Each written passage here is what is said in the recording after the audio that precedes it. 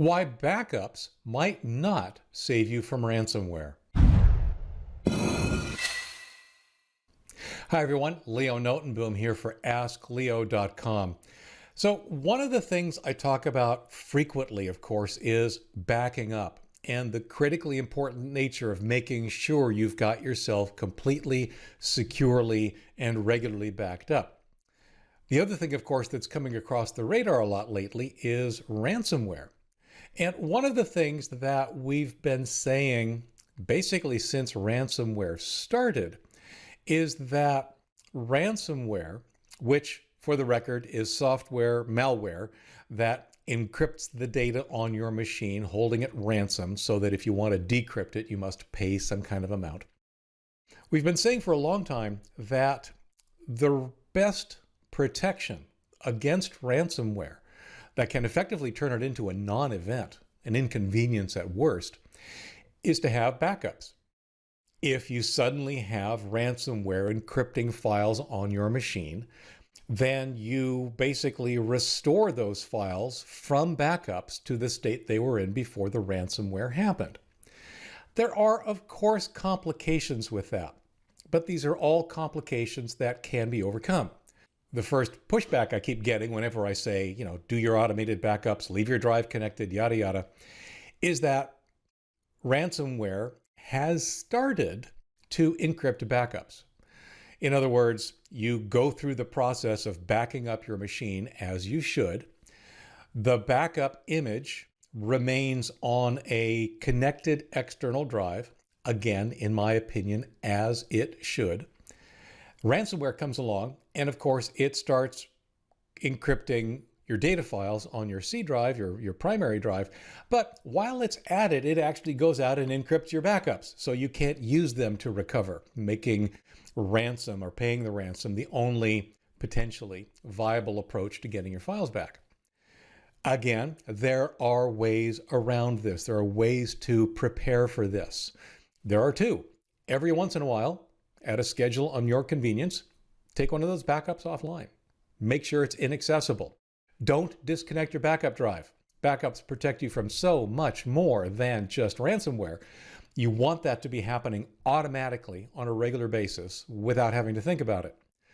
What you want to think about is every once in a while making a copy of your backup, taking it offline so that if ransomware happens, it doesn't encrypt something it can't connect to, it can't access.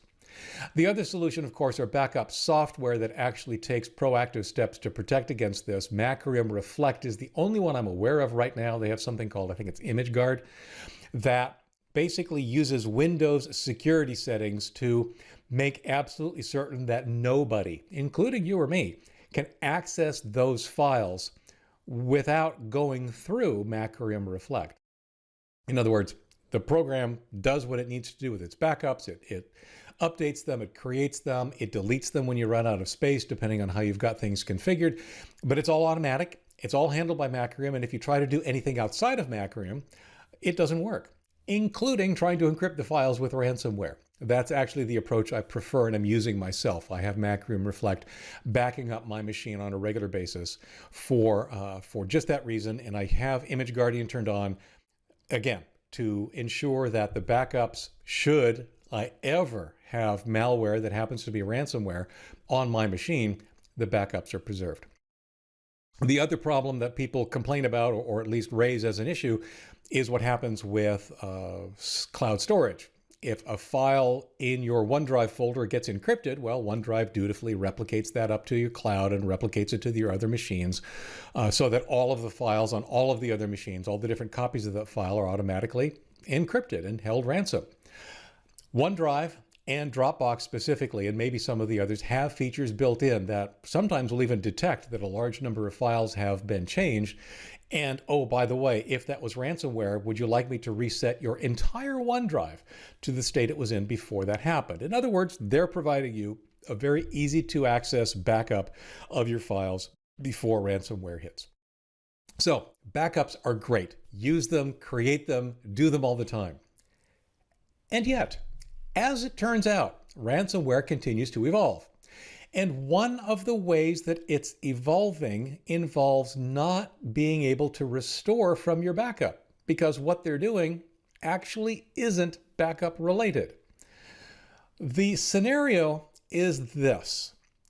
You end up with malware that is ransomware on your machine. In the past, the malware would only encrypt your files and then hold them ransom. What the malware is doing now is before it encrypts your files, it takes a copy. In other words, they slurp all the data that they can off of your machine, and then in addition to holding your encrypted files ransom, they say effectively, it sure would be a shame if your files happen to go public. In other words, they're holding them for ransom. You pay the ransom and then they promise not to release those files publicly. Now, for you and me as individuals, this isn't really a huge new threat. It's something that I wanted to at least mention as being out there, but it is something that individual consumers rarely need to worry about. What it is worth worrying about is if you have a small or medium or even a large business, because that's where the money is. That's where ransomware authors are targeting. They want the big data breaches from these companies. They want to slurp up all that data and threaten to make it all public and hold that ransom. Realize they don't even have to encrypt the files for that kind of ransom to apply. They probably do, just to make it more annoying and more likely that the business will pay the ransom. But holding those files hostage and threatening to release what would otherwise be private information into the public is what really motivates the ransomware authors to create their ransomware, and hopefully from their perspective is what motivates people to pay up. So what do we do about this? If backups aren't going to save us, what will? The same stuff we've been talking about for years now, literally. Remember, I keep using the word malware that is ransomware. Ransomware is nothing more than malware. It's malicious software. It's a virus. It's a Trojan. It's a phishing attempt that became successful. So what do you do to protect yourself from malware? The same thing you do to protect yourself from any malware. Keep things up to date. Have properly configured security software in place and running, avoid risky behaviors online, and don't fall for phishing attempts. Don't open the unexplained attachment. Don't click on the suspicious link.